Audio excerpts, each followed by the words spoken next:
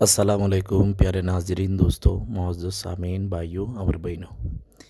ये जो तावीज़ आप देख रहा हो, ये तावीज़ मोहब्बत का खुशबू यानी तस्ख़ीर खल्क़ के लिए यानी राज मुहीनी आतर तैयार करने का ये तावीज़ है।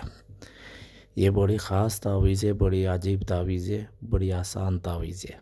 हर भाई हर बहन मुसलमान अब ये तावीज़ इस्तेमाल करके फ़ायदा उठा सकती है।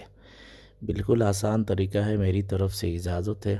इंशाअल्लाह आप लोग करें, फ़ायदा उठाएँ। तो कैसे करना है? ये जो तावीज़ है, ये तावीज़ आप किसी भी जुमा के दिन आप एक तावीज़ ज़फ़रान से सफ़ेद पेपर में लिख लेना। जुमा के दिन किस टाइम में लिखना है? जब इमाम साहब मिंबर में खड़ा हो जाए खुतबा देने के लिए, उसी वक्त आप ये तावीज़ लिखना है। पहले ये तावीज़ का जो टेक्सचर है, ये टेक्सचर बना लो तो आपके लिए आसान हो जाएगा, जल्दी से ये तावीज़ आप लिख सकती है।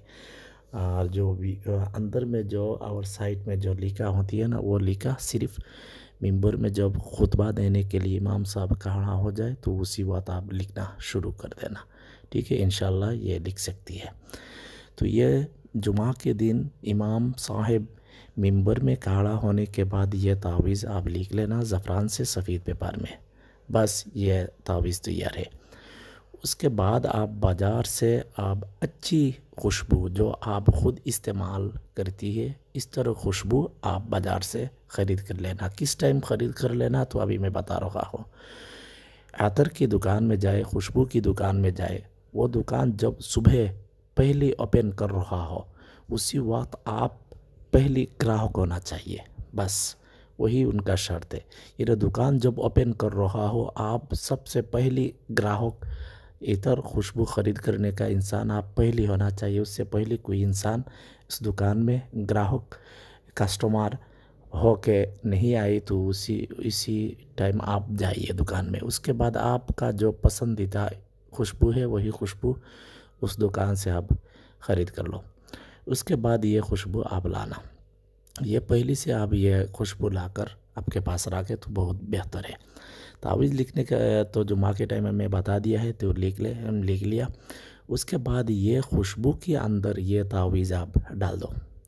ठीक है, डालने के बाद हर दिन आपको ये कम से कम आप 5 घंटा धूप में आप रखो।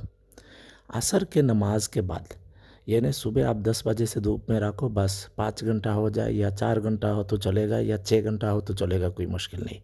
असर के नमाज के बाद ये खुशबू की शीशा आपके सामने रखो और या लतीफ़ू या वदूदू, या लतीफ़ू या वदूदू 1001 बार पढ़ो, आगे पीछे दुरूद शरीफ पढ़ो 3 बार 5 बार 7 बार। उसके बाद ये शीशा पर दम करो। ये इतर इस्तेमाल बिल्कुल नहीं करना, ये बात याद रखना। ठीक है, जब तक तैयार नहीं होगा तब तक इस्तेमाल नहीं करना। तो इसी तरह आप 7 दिन तक आप बराबर करते रहो। यानी जुमा के दिन आप तो तावीज़ लिख लिया, उसी दिन भी आप ये तावीज़ आप शीशा में डाल दो। डाल के हफ्ता के दिन ये धूप में रखो। इसी तरह 5 दिन 4 दिन या 6 दिन 7 दिन आप रखो, कोई मुश्किल नहीं। तो सिर्फ असर के नमाज के बाद शीशा आपके सामने रखो नमाज के बाद। उसके बाद उस पर दम करो। उसके बाद फिर उसका जो अच्छी तरह बंद कर लो। इस तरह 7 दिन तक आप बराबर करो। ठीक है, ये आप 7 दिन तक आप बराबर करो या 5 दिन बराबर करो, या आप ये 7 दिन करना है। बस ज़रूरी है 7 दिन, 5 दिन नहीं, 7 दिन करो। ठीक है, ये 7 दिन इस तरह इस्तेमाल मुजरब है।